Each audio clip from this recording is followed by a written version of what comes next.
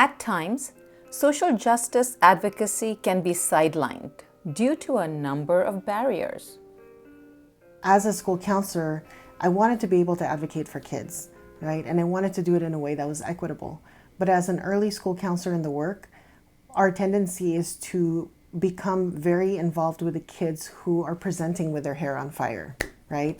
So these are your kids who maybe have higher level needs, complex needs.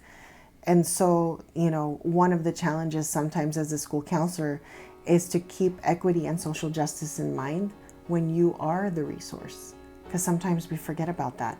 And because we become really focused on the students who need our help more or who have a higher level of presenting need, sometimes that means that you don't get to do the tier 1 work. If we're looking at MTSS, you don't necessarily get to do the tier 1 work as much as you want or as much as you should. You're not getting into the classrooms as often as you'd like to do guidance lessons because you're hyper focused on getting the needs met of the kids who are the tier 3s, because again, there's a lack of resources. How do we ensure that all kids have access to us, especially if we're the only one of us on the campus? How do we ensure that all kids have access to us? How do we make it so that we're accessible? I was assigned to a middle school. I was the only counselor there for 1,000 kids. And we all know that is not the standard of school counselors and the ratio.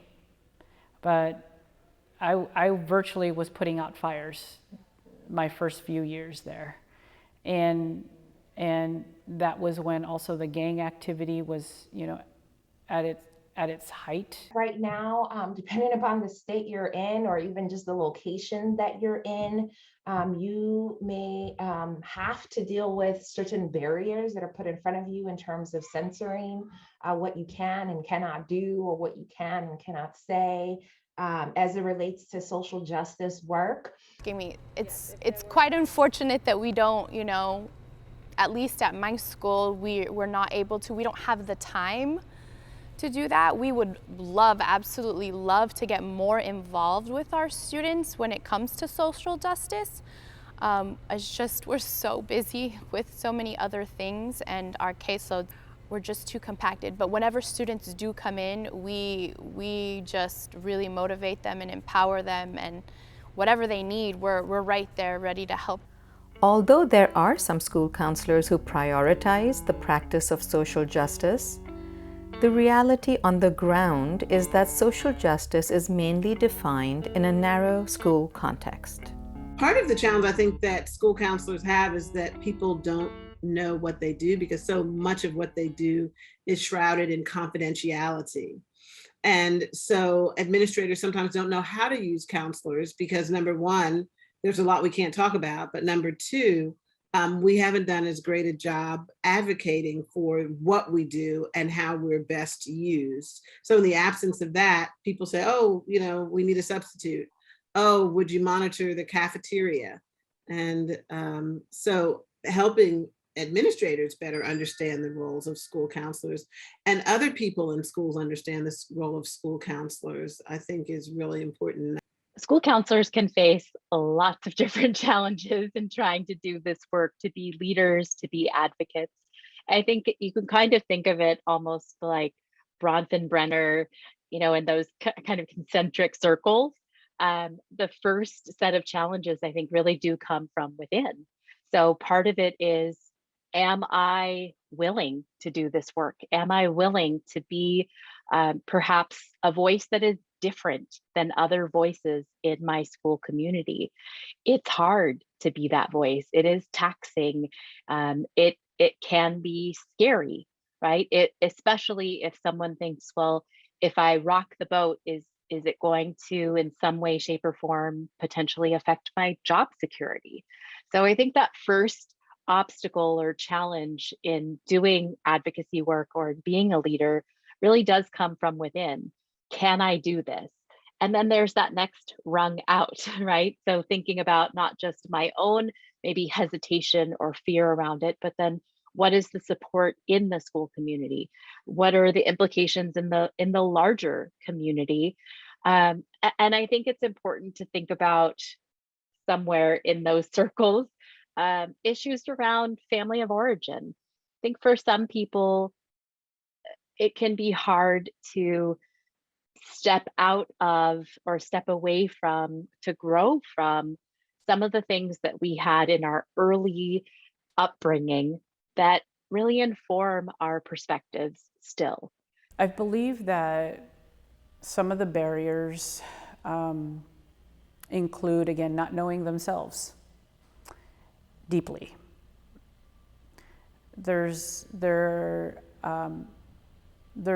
certain power to knowing who you are and what you bring to the table, and that also includes, things that you may not know about yourself that, as a counselor, you need to explore, because that might be something that could hurt the relationship between a counselor and a client. And one of those things could be, bias. It could be colorblindness. It could be, misconceptions. It could be stereotypes of who we are serving, right? So another barrier could be, just the supports that, counselors have. If they do not have the support within the organization that they are in. I feel, counselors cannot work in a silo or on their own island, if you will. So thought partnership, mentorship, support, if those are not there, then that could definitely hurt the relationship between counselors and clients ultimately. Barriers for school counselors to engage in social justice work include fear, for sure, fear of causing harm, fear of getting it wrong, fear of others viewing our work as controversial or threatening. And I think these are real fears. They're genuine fears. They're justifiable fears. And I think that for many school counselors, it's a matter of figuring out how to still do the work while being nervous and cautious, and how to continue doing the work, knowing that every educator, every parent, every administrator is not going to be on board. And so I think figuring out how to still do it and still get it done is one of the trickiest parts of social justice work in school counseling. Change is hard.